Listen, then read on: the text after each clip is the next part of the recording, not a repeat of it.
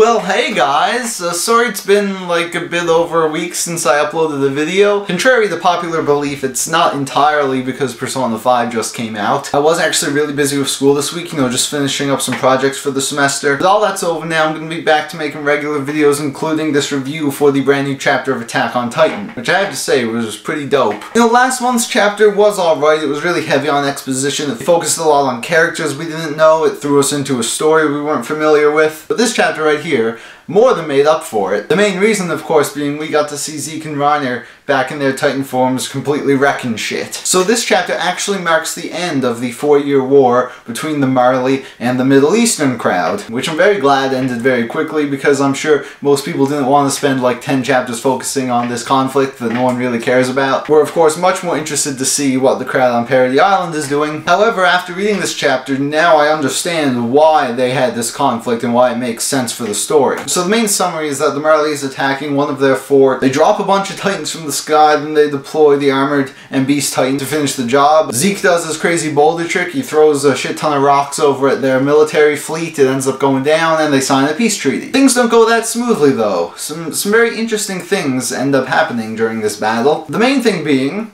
that they realize the enemy is in possession of weapons that can pierce Reiner's armor. Now that ain't good for them because, he's the Armored Titan, and then that's the whole thing here. You're not supposed to be able to break through his armor. And while they may have made peace with their enemies for now, this does mean that technology exists that could easily combat the Titans, much more so than the 3D maneuvering gear and lightning rods. If more people join together to fight against the Marley, then the Marley, honestly, could be screwed. So this gives them more than enough reason to be absolutely desperate to find the Founding Titan's power. Which means now with this war over, they're going to have to redirect their focus onto Parody Island. Because with the Founding Titan power, they of course can take control of all of the Titans again. They can wreak havoc on the world, and they'll be cool, they'll be victorious, no one will want to mess with them. We do actually see them using regular Titans to fight, however, it's of course probably not the most efficient way. They end up getting like a whole bunch of aliens up on these planes, they throw them off with parachutes, and then they turn them into Titans mid-air. Because of course they can't really control what the Titans do, so they're better off just dropping them off right in the heart of the enemy, so the Titans can go all crazy and eat them all. If they had the Founding Titan power,